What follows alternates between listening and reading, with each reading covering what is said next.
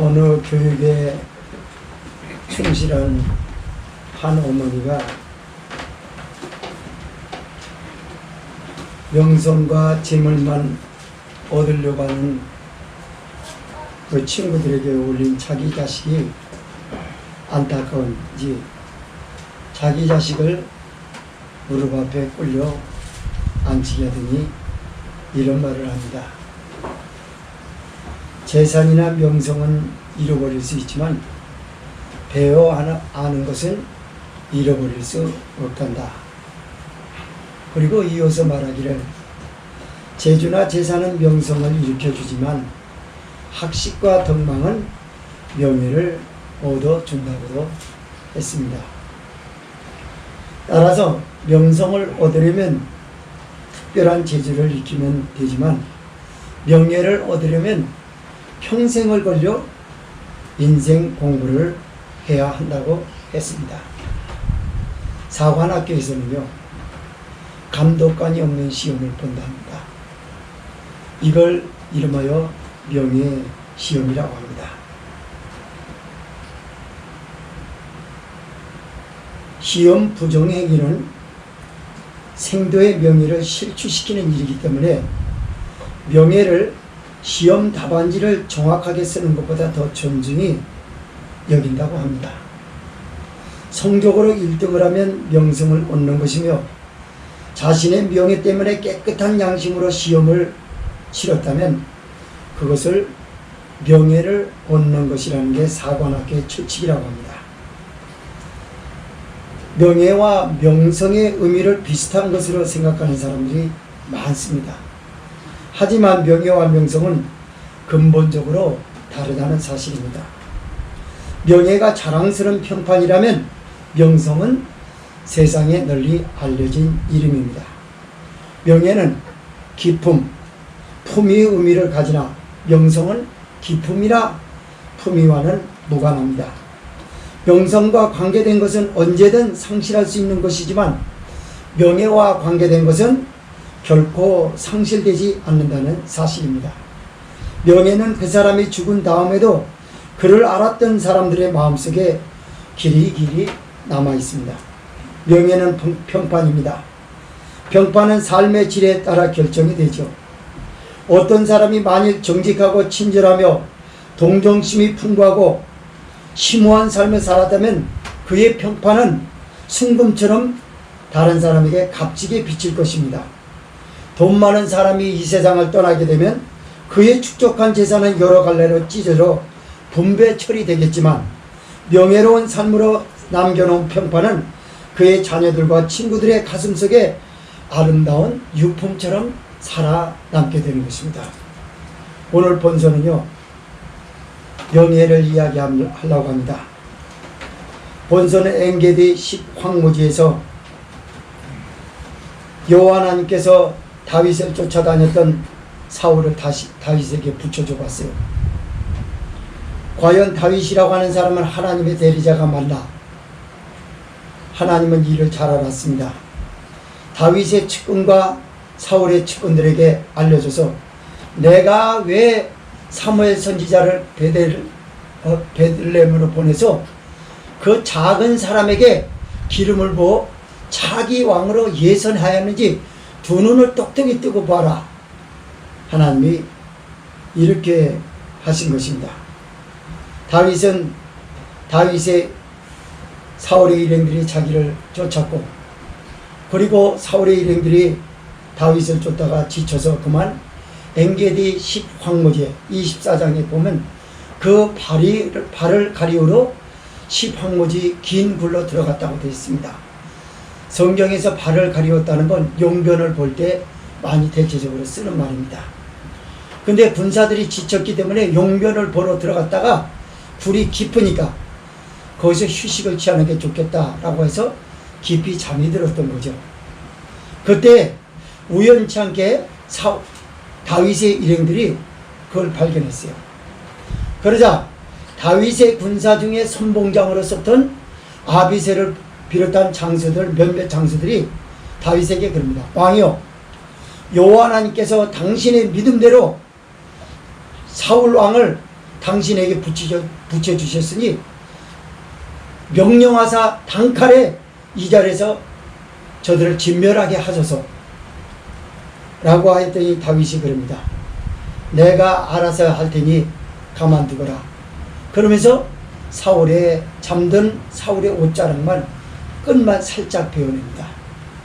그리고 사람들에게 이야기를 합니다. 자기 측근들에게 누구든지 여호와의 기름 부으신 자를 치는 것은 여호와의 명예와 권위를 실추시키는 일이니 결코 그런 일을 해서는 안 될 것이다. 부추기려고 하는 그들을 종령이 시키고 다윗이 옷자락을 베어들고 아침에 일찍 일어나서 사울의 일행들이 채비를 서두를 때 다윗이 베었던 옷자락을 높이 들면서 사울 왕에게 외칩니다. 사울 왕이여 보소서, 내가 왕의 옷에서 끝자락을 베어서 지금 들고 있습니다.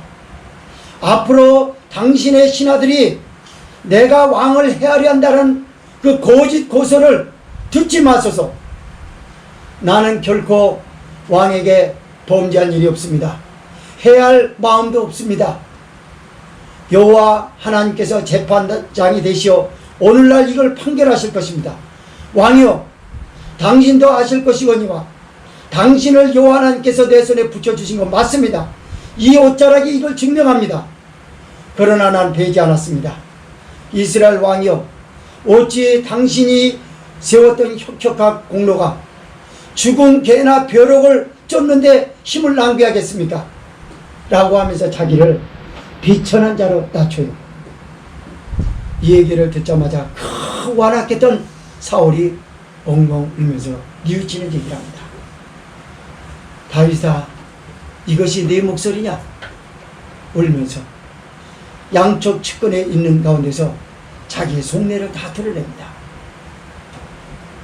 다윗아, 내가 여호와 하나님께서 나를 내 손에 붙였는데 너는 나를 죽이지 않고 오늘날 살렸으니 너는 참 의로운 사람이다. 그뿐만이 아니라 어떤 사람이 그 원수를 붙였을 때 그냥 지나갈 사람이 어디 있겠냐? 더군다나 무장한 피해자가 비무장한 그 원수를 가만 놔두겠냐? 단칼에 치지 않겠느냐? 그러나 오늘날 너는 나를 살렸다. 너는 참으로 의로운 사람이다. 그뿐만이 아니라 내가 너라고 하는 사람을 잘 안다. 네가 이스라엘의 차기 왕이 되고 그리고 이스라엘이라는 나라가 내 손에 신정 정치 기초를 통하여 백성들의 태평성대를 향후하게 될 것도 나도 안다. 미안하지만 내가 너한테 하나의 선처를 부탁한다. 이제 너는 왕이 되면은 내 후손을 끊지 말아서 내 아비 기스로부터 우리 조상으로부터 물려받은 혈통과 과문을 존중히 여겨달라. 그리고 이 사울이라고 하는 이름의 불명예를 더 이상 끼치지 말도록 여호와 하나님 앞에 맹세하라. 그랬더니 다윗이 왜 맹세하라고 그랬냐면요, 다윗이라고 하는 사람이 여호와 하나님의 이름에 명예를 걸고 살아온 사람인 걸 알아요, 사울이. 그래서 저 사람은 하나님만 되면 꼼짝 못하니까. 여러분, 하나님의 이름을 대면은 꼼짝 못하는 여러분 되시기 바랍니다. 이런 교인이 필요한 거예요. 목사도 마찬가지. 하나님이 그렇게 하시는데도 그렇게 하실 거예요? 아, 그래요? 죄송합니다. 한 발 물러설 줄 아는 목사님들이 많이 나왔으면 하는 바람을 가지고 말씀을 두 가지로 나눠서 읽어보겠습니다. 첫째로 12절에서 18절은 사울왕에 대한 다윗의 무죄함과 그의 선한 행실에 크게 감동한 사울을 보게 됩니다. 두 번째 19절에서 25장 1절은 다윗의 선행에 감동한 사울이 비로소 자신의 속내까지 모두 양쪽 측근에게 드러내는 장면입니다. 12절에서 18절 읽습니다. 시작. 여호와께서는 나와 왕 사이를 판단하사 나를 위하여 왕에게 보복하시려니 내 손으로는 왕을 해하지 않겠나이다. 옛 속담에 말하기를 악은 악인에게서 난다 하였으니 내 손이 왕을 해하지 아니하리라. 이스라엘 왕이 누구를 따라 나왔으며 누구를 쫓나이까. 죽은 개나 벼룩을 쫓으리이다. 그런즉 여호와께서 재판장이 되어 나와 왕 사이에 판결하사 나의 사정을 살펴 심원하시고 나를 왕의 손에서 건지시기를 원하나이다. 다윗이 사울에게 이같이 말하기를 그쯤에 아침에 사울이 가로되 내 아들 다윗아 이것이 네 목소리냐 하고 소리를 높여 울며 다윗에게 이르되 나는 너를 학대하되 너는 나를 손대하니 너는 나보다 의롭도다. 네가 나 손대한 것은 오늘 나한테 내어나니 여호와께서 나를 내 손에 붙이셨으나 네가 나를 죽이지 아니하였도다. 아멘. 배경을 말씀을 드리겠습니다. 배경은 이렇습니다. 다윗이 그일라의 한 성읍을 쳤습니다. 그일라의 성읍은 인구가 많고 젊은 청장년들이 많이 사는 성읍입니다. 이건 뭘 말해주냐면 전쟁을 해서 그 성읍을 치는 걸 간단한 이야기가 아니라는 걸 대변해주는 것이 되겠습니다. 이렇게 승리를 했습니다. 사울은 여전히 다윗을 추격하고 있지만 다윗은 자신이 사울의 신하된 도리를 끝까지 지켜서 사울 왕이 블레셋과 전투하여 승리해야 된다라고 하는 걸 국가적 과제로 삼고 있었던 것을 다윗은 알고 있었기 때문에 그일라 가장 힘들다고 하는 그일라의 한 성읍을 쳐서 승리한 것입니다. 그런데도 불구하고 사울은 쫓고 있고 그일라 사람들은 사울이 다윗을 쫓고 있다는 걸 알아서 서로 원수지간이라는 걸 알아서 전략을 이렇게 펴니다. 사울에게 다윗을 붙이려고 전략을 짰어요. 그리고 정복을 제공해 줍니다. 사울 아니요, 당신이 찾던 원수가 우리 성읍을 방금 치고 나서 지금 이쪽으로 갔습니다. 엔게디 방향을 얘기를 한 거예요. 엔게디 방향은요 작은 것이 아니라 엄청나게 커요. 어제 제가 다큐 여행이라고 하는 걸 테마기행 참 그걸 봤더니 이스라엘에서 나오더라고요. 마침 시나이 반도. 야, 이스라엘 사람들이 살아가는 땅은 작은데 시나이 반도의 사막은 끝이 없습니다. 아, 그걸 봤어요. 그래가지고 야, 오늘 설명해 주는데 그일라가 마침 나오더라고요. 거기서 그일라로 시나이 반도 쪽으로 가다 보면 그일라로 가는 거 얘기를 하더라고요. 그래서 딱 마침 생각이 났어요. 그렇습니다. 그래서 엔게디 10황무지라고 하는 것은 시나이 반도 쪽에 붙어 있는 것입니다. 그래서 작은 곳이 아니에요. 거기 끝도 없어요. 저기를 갔다고 해서 금방 찾으려고 하는 것이 아닙니다. 그런데 거기 굴들이 그렇게 많더라고요. 성경에도 그랬지만 그 세계 다큐멘터리에 보니까 그렇게 굴이 많더라고요. 자, 다윗이 그리로 갔다 오니까 사울이 찾으러 다닌 거예요. 찾다가 못 찾아서 지쳐서 그리고 용변을 보려고 사울왕이 용변을 보려고 그런지 잘 모르겠어요. 그래서 군사들하고 갑니다. 그런데 거기가 바로 엔게디 10황무지였어요. 들어가 보니까 생각보다 굴이 엄청나게 큽니다. 아주 깊숙이 있어요.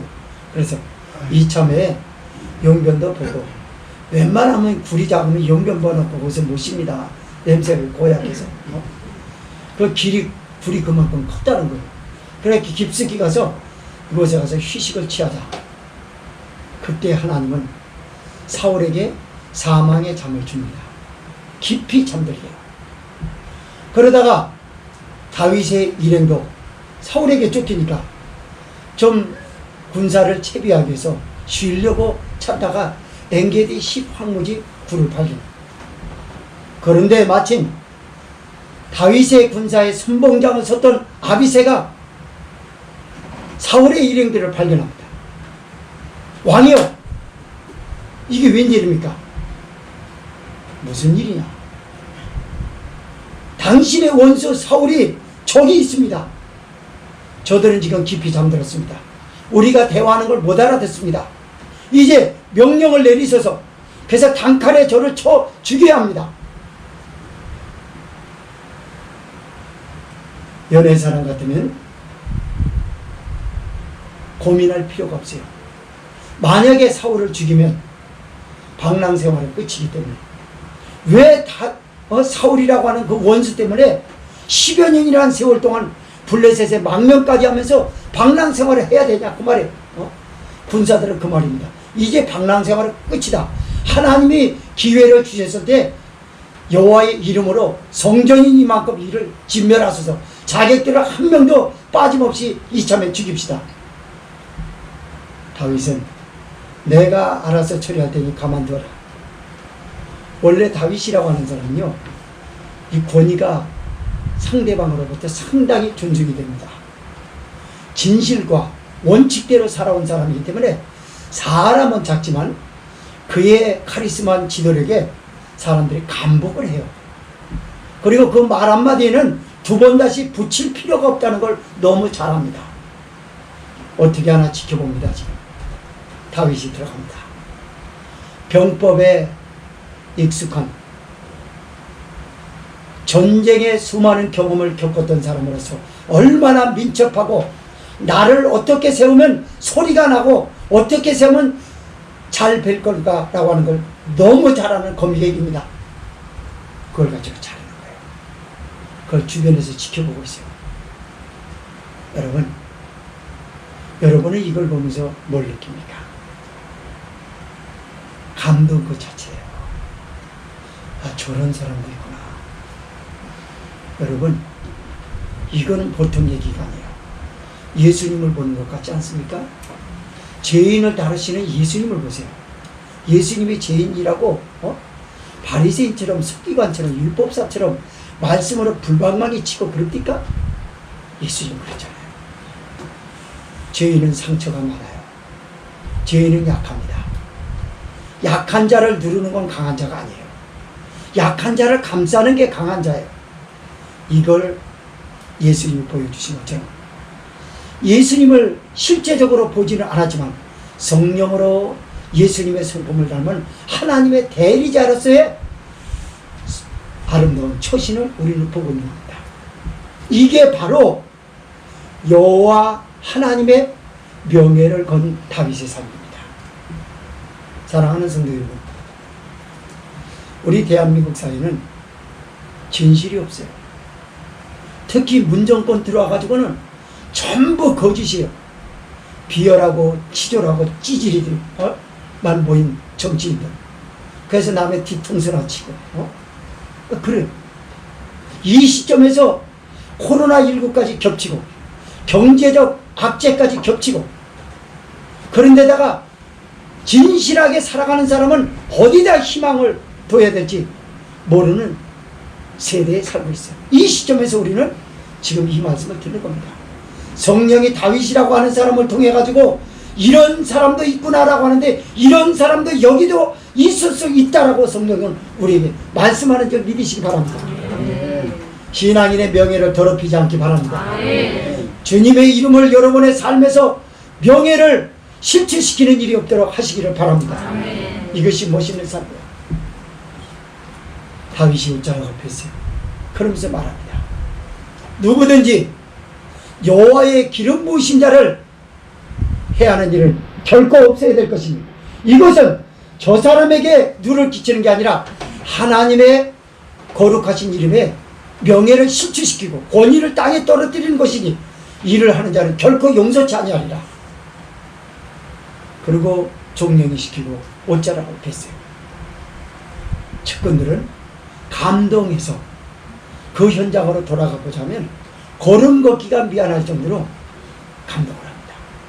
그리고 다윗이 시간을 기다렸다가 아침 동틀 때 사울의 일행들이 휴식을 끝내고 채비를 서두를 때 사울왕을 부릅니다. 사울왕이여 보소서. 갑옷을 입은 거예요.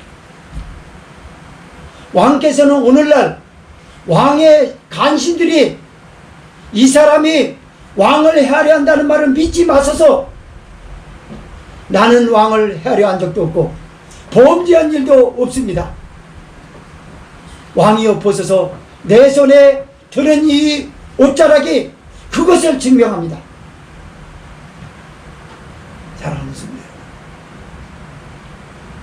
여러분, 오늘날 교회가요, 예수님을 닮으면 수도 없는 사람들이 감동을 받고 복음을 믿을 텐데, 전도자는 그래도 있는 것 같아도 지금은 없죠. 못하게 하니까. 전도자는 있어도 예수님의 성품으로 그리스도의 편지가 돼서 다가가는 사람 없는 거예요. 그 읽어보면 별 볼 일 없는 거예요.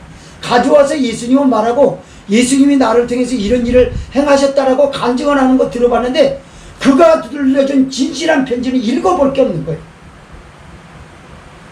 지금 사울과 그 일행들, 다윗의 일행들은 다윗이라고 하는 일생을 살아왔던 삶의 편지를 받아들였어요. 읽고 있는 거예요 지금. 사울 왕이요, 당신은 나의 아버지십니다. 장인어른이니까. 그리고 아버지께서 이 나라를 세웠던 혁혁한 공로가 크시지 않습니까? 그리고 왕이 가지고 있는 풍채와 모든 전쟁 전략은 어느 나라 누가 여기와 비견될 수가 있겠습니까? 하물며 그런 왕께서 비천한 죽은 개 같은 저를, 벼룩 같은 저를 쫓으겠습니까? 그건 말이 아닙니다. 여호와 하나님께서 오늘날 재판장이 되사 나를 판단하시고 신원하여 왕의 손에서 건져내기를 바라나이다. 여러분, 이 말은요, 완악했던 사울의 그 강한 바위 같은 마음이 부서지고 녹아지지 않을 수가 없는 거예요. 여러분, 하나님이 이 일을 판단하시고요, 신원하시고, 신원이라는 게 뭡니까? 고아와 과부의 처지를 알아달라는 게 신원 아닙니까? 그리고 나를 여기서 건져내달라는, 하나님이 건져내기를 바라나이다 그러는 거예요. 나는 왕의 손에서도 살아남을 수 있습니다, 이 말이 아니라 왕의 자존심을 세워주는 거예요. 그리고 자기는 낮춰요. 예수님은 이 세상에 오셔서 머리들에게 뭐라 그러냐면, 나는 죄인에게 그 위에 불림하러 온 것이 아니라 죄인을 섬기고 죄인을 위하여 대속 죽음을 당하러 이 땅에 왔노라. 섬김을 받으러 온 것이 아니라 섬기러 왔다고 예수님 말씀하셨습니다. 맞습니다. 그래서 우리 주님이, 하나님께서 구속 역사에서 다윗이라고 하는 그 가게에서 예수 그리스도를 탄생하게 하신 것 같아요. 그런 인물이, 그런 성자가 있습니다. 맞습니다. 여러분, 사울왕은 콧박쳤습니다. 다윗아, 이것이 내 목소리냐? 그 완악했던 사람이 울어요. 자존심도 세가지고 남한테 감정 표현을 잘 안 합니다. 그런 사람이 울어요. 뉘우칩니다. 맞습니다. 아까 말씀을 드렸던 것처럼 사울의 측근들도 무장 해제를 선언하는 것과 같아요. 저 사람은 쫓으면 안 되는 거야. 쫓는 게 부끄럽다. 여러분 생각해 보세요. 갑옷 옷자락, 그걸 잠자는 사람 갑옷 옷자락 자르는 것도 다른 사람은 못해요. 다윗이니까 있죠. 다윗은요, 이 무용에 뛰어난 사람이에요. 병법에 익숙한 사람이라 얼마나 민첩하고 빠른지 몰라요. 잘 못 잡는데요. 조금 해도요, 신장이 192m 되는 사람이 다윗한테 못 이긴대요. 맨손으로도. 맨손으로도 그냥 빨라가지고 이리 빠지고 저리 빠지고 그러면서 치면서 사람 급소를 치고 이러면서 저기 하기 때문에 다윗을 못 이긴대요. 그건 사울이 안 돼요, 여러분. 무기만 잘 쓰는 게 아니라 머리도 좋지만 그 실제적으로 맞서도 마음대로 못 합니다. 거기다가 용맹스럽고 겁도 없어요. 그러니까 못 이기죠. 그런데 자기 자신을 낮추고 하나님이 이 일을 판단하시고 나의 가엾은 처지 방랑생활을 하는 나를 불쌍히 여기사 왕의 손에서 왕의 마음을 누그러뜨려서 거기서 나를 쫓지 않도록 건져내 주시기를 원하나이다, 이런 기도를 하는 거예요. 그러니까 사울이 확 무너지는 거죠. 다윗아, 내 목소리나. 사랑하는 성도 여러분, 이 사울은 누굴 말하냐면 돈을 말해요. 사울의 자격들은 돈을 말하고요, 여러 가지 문제들을 말해요. 하나님께서는요, 우리에게 가끔씩 믿음을 달아보시려고 붙일 때가 있어요. 그 왼수 같은 돈, 그냥 빚으로 나를 쫓아가지고 그냥 일평생 집을 장만하는데 대출받아 월세 사느라고 고생해. 이 돈이 그냥 얼마나 쫓아다닙니까 사람을. 그러니까 돈이 잠들어 있을 때, 딱 있을 때, 돈 드는 일이 딱 있을 때, 누가 신앙의 명예, 예수님의 명예를 생각하고 자기가 신앙인이라고 하는 명예를 생각하겠어요. 그 순간 그냥 덥석 트는 거예요. 안 될 일입니다. 여러 가지 인생에는 문제들이 있어요.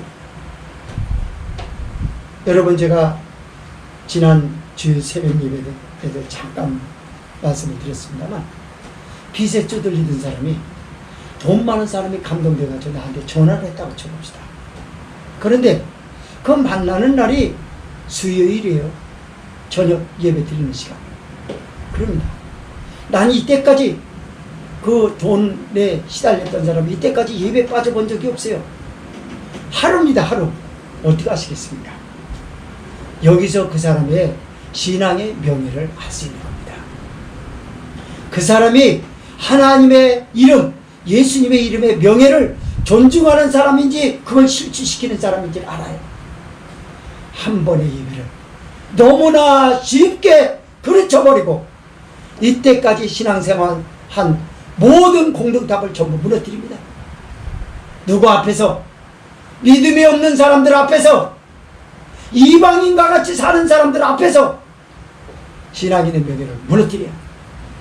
그러니까 사울의 측근과 다윗의 측근이 다윗을 본 것처럼이 아니라 실망시킨다. 이건 아니구나. 이건 아니구나. 그러지 않았습니까? 어느 여집사님이 남편이 오늘 하루만 나하고 같이 놀아주면 내가 교회 다니겠다. 그래가지고 술 먹고 춤추는 데 가서 저기요, 노래방인가 가가지고 술 먹고 흐느적 그러니까 아내도 장단 맞춘다고, 인본주의가 그래서 무섭다고요. 그래서 제가 인본주의를 싫어하는 거예요. 가서 비위 맞았더니 당신 약속 지켰잖아. 교회가 안 가나. 너 원래 그런 여자였구나. 나 안 가. 내가 골뺐다고 교회 가냐? 너나 다녀. 나는 나대로 살게. 뭘 말합니까? 그 사람은 신앙인의 명예를 더럽혔어요. 명예는 한 번 더럽혀지면 회복되지 않습니다. 오늘날 하나님이 이 코로나19를 통해 가지고요 한탄하시는 게 뭔지 아세요? 성삼위 하나님의 권위가 실추됐어요. 그 이름이 더럽혀졌다고요. 예수님 때문에 눈물을 글썽거리면서 나는 이것까지는 포기 못하겠습니다. 주여 죽어도 좋사오니 성령여 내게 용기를 주사 이 믿음을 지키게 하시고 신앙인의 명예를 더럽히지 않도록 나에게 힘을 주옵소서. 이런 기도하는 교인이 몇이나 될까?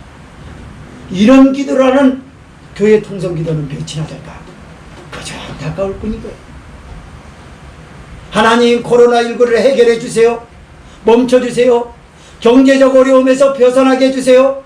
이런 기도는 하여도 신앙인의 명예가 더럽혀지는 것 때문에 안타까워서 우리 주님이 지금도 내려다보신다는 것에 대해서는 아예 의식도 하지 않은 채 그저 닥친 문제만 해결해 달라고 하는 사람에게 그 문제를 갖다 주면 당장 해결할 거 아닙니까? 다윗은 하나님의 이름을 더럽히기 싫었어요. 이때까지 살아온 게 얼만데, 나이는 그리 많지 않은 사람이지만 자기 인생을 심오하게 사색할 줄 알았어요. 내가 살아온 날이 하나님 때문에 이렇게 살았는데 내가 주님 때문에 뭐가 부족해서 이걸 저기 했다고 하겠냐. 말씀을 볼까요? 16절에서 18절 읽습니다. 시작. 다윗이 사울에게 이같이 말하기를 마침에 사울이 가로되 내 아들 다윗아 이것이 네 목소리냐고 소리를 높여 울며 다윗에게 이르되 나는 너를 학대하되 너는 나를 선대하니 너는 나보다 의롭다. 네가 나 선대한 것을 오늘 나타냈나니 여호와께서 나를 내 손에 붙이셨으나 네가 나를 죽이지 아니하였더라. 아멘. 오늘도 울고 싶어도요 눈물이 안 나와서 울지 못하는 답답함을 호소하는 사람들 많아요. 누구를 통해서 그럴까요? 큰 병이 하나 때문에 남들이 볼 때 그 신앙, 지금까지 신앙 한 번 빠져, 예배 한 번 빠져, 뭐 그렇게 중요한 거냐, 너 이게 중요한 일인데, 이런 사람 앞에서 싫어요. 나는 그 돈이 지금 당장 필요해요. 없으면 못 사는 거 알아요. 그렇지만 이건 없으면 영원히 못 삽니다. 난 주님을 택할래요. 이런 사람 앞에 돈을 가지고 허세를 부렸던 사람이 그냥 녹아지는 거예요. 아, 돈 갖고 함부로 하지 말아야 되겠다. 남의 부끄러운 줄 알게 하고 그런 생활을 멈추게 해야 되거든요. 맞습니다. 이 문정권의 전부 공직자들이에요. 거짓된 전부 거짓이에요. 난 제일 꼴보기 싫은 사람 최강 조국하고 그런 사람들 꼴보기 아주 그냥 꼴보기 싫은 사람들 그 머리에는 수백 명이 있어요. 그런데 다 이름은 모르겠고 아주 제일 꼴보기 싫어 아주 간신 비열하고 찌질이 같이 살아가는 그게 아주 싫은 거예요. 그게 그래 법이나 공부하고 그래 국회의원이 됐는데 국민이 찍어줬는데 저런 소리 하려고 저런 댓글을 SNS에 쓰려고 저 비열하게 저렇게 했나. 참으로 정말 개탄스러워요. 그냥 가슴이 그냥 주먹으로 팡팡 쳐야 될 때가 너무나 많아요. 성대요. 다윗이 울잖아요. 그 사람을 누가 눈물을 흘리게 만들까? 누군가는 눈물을 흘리게 만들어줘야 돼요. 그 사람 눈물을 흘리지 않으면 변하지 않습니다. 눈물을 흘려야 변화가 돼요. 다윗을 보세요. 다윗아, 이것이 내 목소리냐? 사울이 그래. 엉엉 울어요. 그러면서 나는 너를 학대하되 자기 자존심도 내려봅니다. 사울이. 양쪽 집권이 다 보고 있어요. 나는 너를 학대하면서 이때까지 쫓아다녔는데 너는 나를 선대하였다. 오늘날 네가 선을 이렇게 하나님 앞에 나타내오나 고맙구나. 고맙다. 여호와 하나님 앞에 너에게 나를 붙였는데 불구하고 네가 나를 죽이지 아니하였도다. 참으로 이럴 수가 있겠느냐? 여러분, 교회가 할 수 있는 능력 중에 가장 위대한 능력은요, 이 사랑이에요. 지금 예수님이 보여주신 자비로 용서, 그 사랑입니다. 돈 가지고 감동받는 시대는 이제 지나갔어요. 왜요? 삼시세끼 못 먹은 사람이 못 먹어서 굶어 죽는 사람이 다반수는 아니거든요. 어쩌다 그런 사람이 있어요. 지금 먹을 걸 다 웬만큼 먹어요. 입을 것 입고 누릴 걸 웬만큼 누려요. 박수 줍는 사람도 그늘에 가서 쉬고 그래도 누가 해코지 하지 않아요. 그래서 이제 그런 것 가지고 눈에 보이는 것으로 감동받을 때는 없어요. 유일하게 나의 살아온 삶의 편지, 그걸 보여줘요. 내가 지금까지 신앙인으로서 살아왔다는 걸 사람들하고 읽게 되는 거, 그리스도의 편지가 되게 누구처럼 다윗이. 그럴 때 그 완악하고 교만하고 악행으로 살아왔던 사울이 엉엉 웁니다. 그러면서 자기 자존심을 내려 나는 너를 학대했는데 너는 나를 선대를 해줬다. 여러분, 눈물을 보이는 일도 쉽지 않은데 그렇게 자기를 낮추는 건 더더구나 쉽지 않아요. 그러면서 하나님께서 나를 네 손에 붙여줬는데 네가 나를 오늘날 살렸도다. 이 말이 쉬운 말인 줄 아세요? 엄청난 장수의 명예를 땅에 떨어뜨릴 수 있는 말들이기도 해요. 알량한 자존심을 지켜왔던 사울을 봤을 때 그렇습니다. 이것이 바로 다윗의 그 선행 때문에 무너지고, 오늘날 교회 능력 중에 가장 능력은 이 능력이에요. 용서해줄 수 없는 사람을 용서해줘. 사랑해줄 수 없는 사람을 주의 이름 때문에 사랑해줘야 돼요. 받아들일 수 있는 사람을 주의 이름으로 받아줘. 가족, 친척 간에 원수같이 돼버려가지고 서로 헤어지려고 할 때도 예수님 때문에 받아줘야 돼요. 이것이 받는 사람의 입장에서 그 완악함이 와르르 무너지는 줄 믿으시기를 바랍니다. 두 번째 왔습니다. 19절에서 25절 1절. 다윗의 선행에 감동한 사울이 비로소 자기의 속내까지 아주 구체적으로 다 드러내는 장면입니다. 19절에서 25절 1절 시작. 사람이 그 원수를 만나면 그를 평안히 가게 하더니 네가 오늘날 내게 행한 일을 인하여 여호와께서 네게 선으로 갚으시기를 원하노라. 보라, 나는 네가 반드시 왕이 될 것을 알고 이스라엘 나라가 네 손에 경고히 설 것을 아는. 그런즉 너는 내 후손을 끊지 아니하며 내 아비의 집에서 네 이름을 멸하지 아니할 것을 이제 여호와로 내게 맹세하라. 다윗이 사울에게 맹세하며 사울은 집으로 돌아가고 다윗과 그의 사람들은 요새로 올라가니라. 사무엘이 죽음에 온 이스라엘 무리가 모여 그를 애곡하며 라마 그의 집에서 그를 장사하니라. 다윗이 일어나 바란 광야로 내려가니라. 25장 1절을 왜 했는지 여러분 오늘 말씀을 들어보면 가슴에 뭔가 올 거예요. 25장 1절을 왜 본문에다 넣는지. 사울이 엉엉 울면서 그럽니다. 이 세상에 어떤 사람이 자기 원수가 앞에서 잠이 들었는데 그냥 지나갈 사람이 어디 있냐. 더더군다나 너는 무장을 한 상태였고 나는 비무장 상태인데 이걸 가만 놔뒀겠냐. 어떤 사람이 가만 놔뒀겠냐. 다 죽인다 두거든요. 죽이지요. 하나님이 내게 붙여주신 물질도 단칼로 쳐서 해결해버리죠. 그래, 오늘 하루로 예배 빠지는데 뭐 내가 이제껏 뭐 빠진 적 있어? 한 번이 그 사람 죽입니다. 여러 번이 아니라 한 번이 죽여요. 한 번은 벌써 그 사람이 나태해졌어요. 그 사람 모든 판단력을 잃어버린 겁니다. 한 번은. 그래서 타락이라는 한 번은요, 회복하기 위해서 수도 없는 날들이 필요해요. 하루를 양보하지 않기를 바랍니다. 아멘. 지금까지 예수님을 믿어왔던 여러분의 이름에 명예를 더럽히지 마십시오. 아멘. 주님의 이름을 더럽히지 마십시오. 아멘. 장로교의 간판을 명예를 실추시키지 않기를 바랍니다. 아멘. 원래 장로교회는 대단한 교회였어요. 장로교회가 프로테스탄트 모임이라고 그러거든요. 그 모임은요, 다 죽을 때 성찬식 하면 죽이려고 그랬어요. 그때 당시 왜 그랬는지 몰라요. 다른 것도 아니고 성찬식만 하면 죽여요, 와서. 그래서 성찬식 하면 죽이는데 죽을 줄 알면서 모인 거예요. 스코틀랜드죠, 이게. 스코틀랜드에서 있었던 얘기예요. 그래가지고 거기서 저 무리들이 다가옵니다. 지금 성찬을 하고 죽은 사람이 있고 하다 죽는 사람도 있어요. 예수님, 성찬 집행자가 기도합니다. 하나님, 나 같은 죄인을 위해서 채찍에 맞으시느라고 얼마나 아프셨습니까?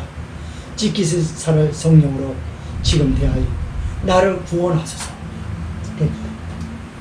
이와 같이 잔을 주님이 살해하셨다고 들어 잔을 높이 듭니다. 주님, 나 같은 죄인을 용서하시려고 흘려주신 언약의 피를 오늘 집행하고 마시오. 우리의 믿음대로 나를 구원하소서. 그러다가 칼로 쳐서 죽고, 그게 장로교예요. 근데 죽이다가 왜 멈춘 줄 알아요? 그 집행자가 눈하나 깜짝 안 하는, 도망칠 줄 알았는데 집행자가 주여 저들을 용서하시옵소서. 스데반 집사님, 예수님이 구원해 주라고 하는 걸 모른다는 것처럼 불쌍한 게 어디 있겠습니까? 저들을 용서해 주세요 그러면서 엉엉 우는 거예요. 그 성찬을 집행했던 순교자. 그러니까 멈춰라 지시했던 사람들이, 그게 기독교 사상사였던 나와요. 저 사람이 누군지 기억해라. 프로테스탄트 창립자예요. 장로교 창립자. 그래서 장로교의 이름으로 그 당시는 아무나 안 줬어요. 장로교의 이름을 허락 없이 가지고 이단으로 간주했습니다. 장로교에 주질 않았어요. 지금은 막 너도 나도 막 장로교에 뭐 마음대로 붙이죠. 감신 가서 공부하면은 감리교회라고 그러고, 오순절 공부하면 오순절이라고 그러고, 장로교회 신학하면 장로교회라고 그러고, 이렇게 하거든요. 장로교회 간판은 그런 게 아닙니다. 본문으로 돌아가 보면, 너는 무장한 상태로 있는데도 불구하고 원수 같은 나 같은 자를 죽이지 않았다. 세상에 이런 사람이 어디 있겠냐? 맞다, 다윗아. 나는 일찌감치 네가 어떤 인물이 될 것이라는 거 다 알고 있단다. 네가 왕이 되고 이스라엘이라는 나라가 너의 신정정치 체제에서 태평성대를 향유하게 될 것도 나는 봤다. 여러분, 이거는요 사실상 권력 이양을 공표하는 말이기도 하고요. 사실상 그걸 의미하는 거예요. 왕으로 인정하는 걸 말하는 거예요. 맞습니다. 왜 사울이 그렇게 했을까요? 사울이 무너진 마음에서 지금 그렇게 했는데 양쪽 측근들도 이미 알아요. 압니다. 맞아, 저 사람은 왕이야. 무장을 해제시켰어요. 무기를 들고 당장에 저기 한번 가서 칠 수 있는데도 불구하고 무기를 치면 부끄러운 거예요. 그래서 무기를 땅바닥에 다 떨쳐버렸을 때, 아, 저런 사람도 있구나. 맞아, 저 사람은 왕이지. 이겁니다. 그래서 사울이 그 알량한 자존심과 속내를 다 들춰내지 않습니까? 자존심 상해서 말하고 싶지 않았는데 이거는 꼭 말해야 되겠다. 왜냐하면 선처라도 구할 수 있는 근거가 되기 때문에. 물론 꼭 그런 것만은 아니지만 성경을 봤을 때 그래요. 사랑하는 성도 여러분, 오늘날 하나님이 아까 앞서서 말씀을 드렸지만 우리에게 많은 걸 신앙으로 시험하려고 붙여줘요. 코로나19로 인해서도 많은 교회에게 하나님이 알고과 축정이라 알고 싶었던 것도 세상 앞에 드러내 보이고 싶었어요. 그래서 온라인 하니까 여러분, 온라인 예배 드리면 얼마나 편안하겠어요. 제가 한 달 전에도 말씀드렸죠. 어느 사모님이 온라인 예배 들어보니까 처음에는 다 씻고 예배를 드렸는데 가지런하게 했는데 두 번째 주는 이불도 안 개고 머리도 안 빗고 안 씻고 와서 휴대폰만 가서 보면 되니까. 그리고 예배드리면 야, 이게 뭐 하는 거냐. 그리고 2주째 그게 오고 나서 이래서는 안 되겠다. 그래서 예배 드리는 교회를 찾아갔대요. 그 사모님이 드리는 교회는 따로 있는데 예배 드리는 교회를 찾아갔다고 하지 않습니까? 맞아요. 오늘날 코로나19를 보고 하나님이 다 보셨어요. 그리고 붙여줬어요. 그러니까 웬 떡이냐? 집에서 편안하게 하자. 한 번 예배 드리고 오후 시간에 친구도 만나고 먹으러 돌아다니고 실컷 다니자. 자기의 신앙의 명예가 온전히 거름덩이처럼 다 더럽혀지고 구겨진 거를 알지도 못한 상태에서, 그리고 세상 사람들 앞에 또 부끄러운 것을 편지로서 보여주고 돌아다닙니다. 식당에서 누군가 아는 사람이 봐요. 저 사람 그럴 줄 알았어. 대단한 줄 알았더니 저 사람 저럴 줄 알았어. 많은 사람들이 읽고 실망합니다. 나 교회 안 가? 저런 사람 때문에 교회 가겠어? 애들도 그 부모를 보고 배웁니다. 나 교회 안 다녀. 여러분, 제가 여러분을 뵙고서부터 별상 말씀드린 게 뭡니까? 아이들 앞에 거짓말하지 말아라. 아이들 앞에 핑계대지 말아라. 저 아이들 앞에 거짓말한 적 있어요. 아이들 앞에 신앙이라는 거 흉내내 듣게 하지 마라. 어린 자식에게 그걸 보여주면 치명타가 됩니다. 안 바뀌어요. 그거는 신앙도 안 바뀝니다. 커서 안 바뀌어요. 우리 영어를 보면요, 우리 집사람도 그러고 우리 루디아도 아빠 닮았다 이렇게 봐. 그리고 우리 며느리도 그래요. 이런 부분에 대해서 아버님 닮았어요. 그러면서 여러 가지로 그래요. 어디 안 가요. 제가 땅 공장에서 나왔으니까 이 공장에서 나왔지. 손 씨하고 김 씨하고 된 그 공장에서 나왔던 그 제품이 딴 게 나올 리가 없지요. 더 많은 걸 저 사람을 닮기도 하긴 했어요. 그런 건 있지만 나쁜 거 나 닮은 것도 있어요. 그래요, 여러분. 그런데 얼만큼 신앙을 보여주면 저들이 바른 사람이 되겠습니까? 잘 안 됩니다, 여러분. 잘 안 되는데도 불구하고 어린아이 앞에서 아무렇게나 신앙생활하고 나중에 교회 가자? 어린아이들 때 끌려다니죠. 나중에 머리 크고 판단을 제법 할 줄 알면 이성이 제대로 커지게 되면 그때 얘기해요. 나 교회 안 가요. 마음으로 안 가요. 그랬다가 나중에 돌이켜집니다. 나는 안 해요. 나는 내가 했던 대로 하지 안 해요. 왜 그래요? 어려서부터 본 게 그거요. 그 사람이 자랐을 때, 어려서 자랐을 때 부모에게 신앙이라는 걸 배운 거 그거밖에 못 배운 거예요. 아무리 참하고 착실하게 믿음 생활하는 것 같아도 아니에요. 그거밖에 못 봤어요. 진실한 게 그거였어요. 아, 결정적인 게 저거였구나. 마귀도 알아요, 우리를. 하나님도 알지만 마귀도 알고 세상 사람도 우리를 알아요. 저거 얼마 못 가서 자기 명예를 너무나 가볍게 처리할 거지. 맞아요. 가볍게 처리하고 말고. 그러면서 믿음 생활 참하게 산다고요? 사울이 다윗에게 감동하여 내가 어떤 인물이 될 것인지 안다고 감동을 했던 것처럼 다른 사람도 다 알아요. 내가 너를 어떤 인물이 될 것인지 아는 걸 내가 알았어. 일찌감치 알았어. 다 압니다. 내 자식도 나를 알고요. 나를 지켜보는 지인들도 나를 알고 혹 이웃들도 나를 알아요. 너는 거기야. 거기까지야. 여러분, 명예를 더럽히면요, 그 사람의 역사는 거기까지입니다. 더 이상 몰라요. 돈을 얼마 더 벌고 난 그런 얘기 하고 싶은 게 아니에요. 사람들 가슴속에 유품처럼 남겨줄 만한 순금 같은 값진 명예가 얼만큼 대단하냐라고 하는 아름다운 평판은 물려줄 수 없어요. 자식에게 이제라도 아름다운 평판을 하게 하시기 바랍니다. 그러려면 여러분의 이름 석자의 명예도 얼마만큼 중요한지 몰라요. 함부로 하지 마세요. 자식들 앞에서. 그리고 누군가의 말을 기울일 줄 아는 사람이 되세요. 목사가 얘기하고 사모가 얘기하면 수그러들 줄 알아. 나 그런 거 싫어. 이런 게 아니라 수그러들. 그럴 줄 알아요. 네가 왕이 될 것을 알고 이스라엘 나라가 내 손에 경고히 될 것을 안다. 다이다. 미안하지만 내가 선처 하나만 부탁한다. 너는 하나님에 대해서 약한 사람 아니다. 그리고 하나님의 이름만 되면 저 사람은 꼼짝 못해. 하나님의 이름으로 저 사람한테 이걸 요구해야 되겠다. 자,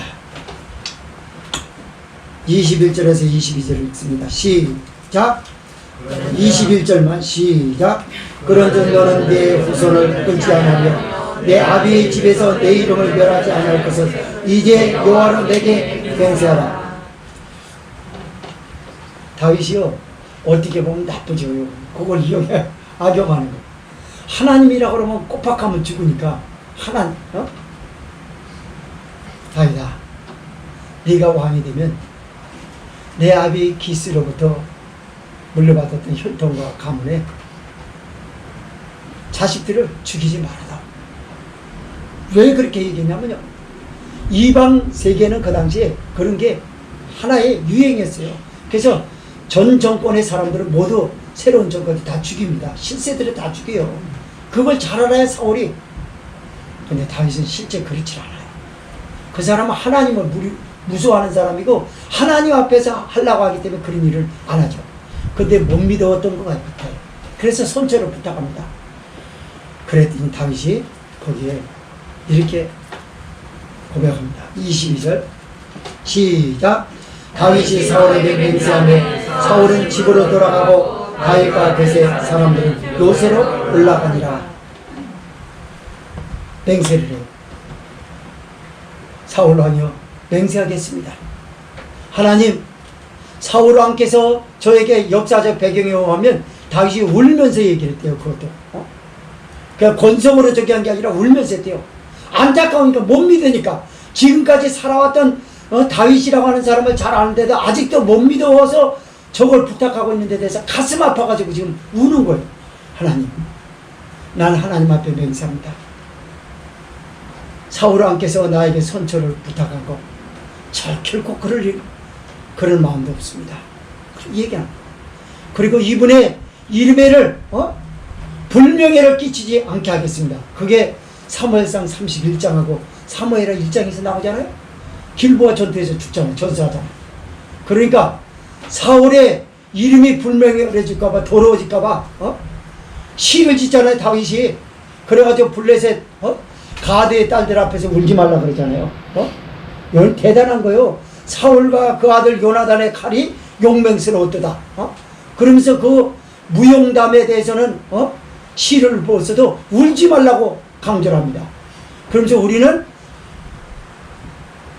이스라엘의 딸들아, 너희가 아름다운 놀이개로 그리고 채색 옷을 입힌 자가 누구냐? 사울과 그 아들 요나단이 아니냐? 그러면서 먹고 사는 게 누구 때문에 먹고 산 줄 아냐? 사울 때문에 먹고 살았다. 그래가지고 이스라엘 역사에서요, 다윗이라는 이름은 잊지를 못하는 거예요. 그래서 야, 저 정도로 할까? 맹세한 걸 지켰잖아요.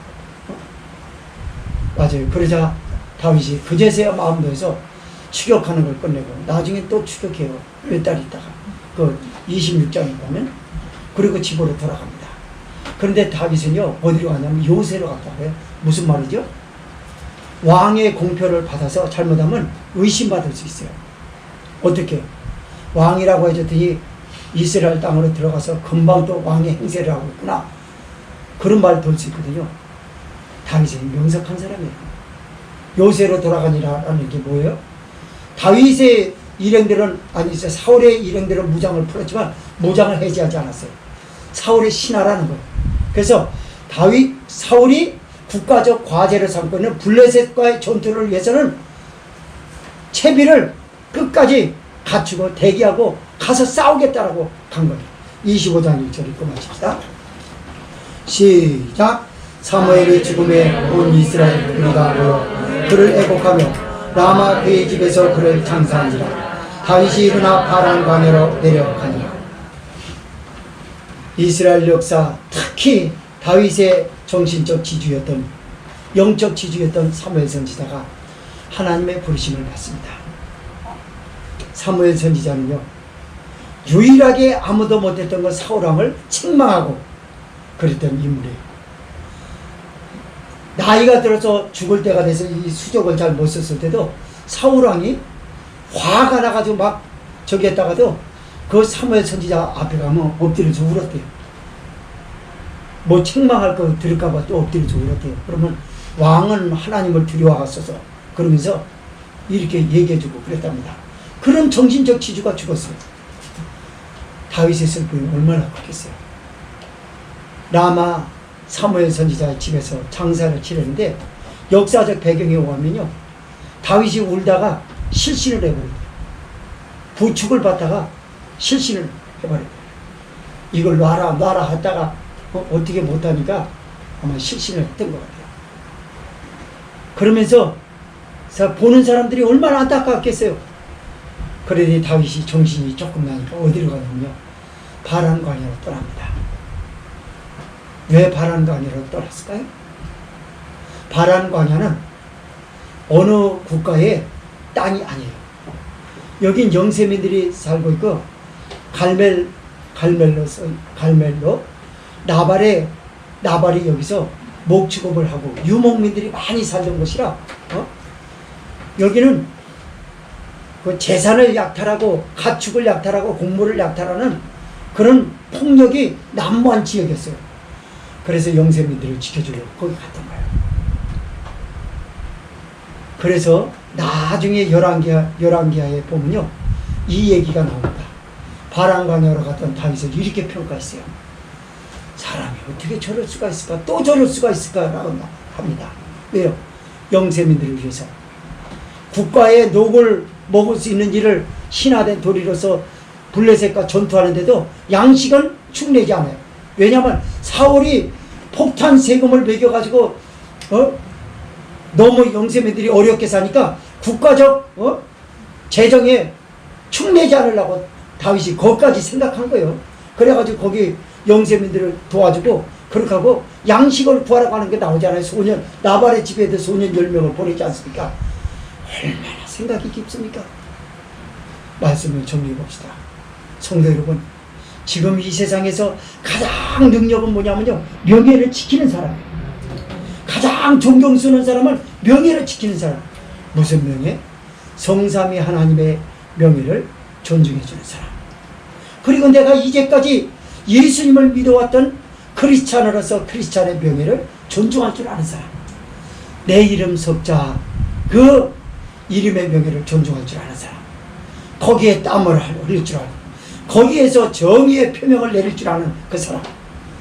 이 시대에 하나님 이런 사람을 찾는다는 걸 아시고 바로 저와 여러분이야말로 오늘 말씀을 듣는 만큼 그런 명예로 앞으로 살아서 유품처럼 승금처럼 값진 것을 자녀들에게 아름답게 유산으로 물려주시고 이 평판이 온누리에 자자하시기를 주의 이름으로 부탁을 드립니다. 아멘. 동성으로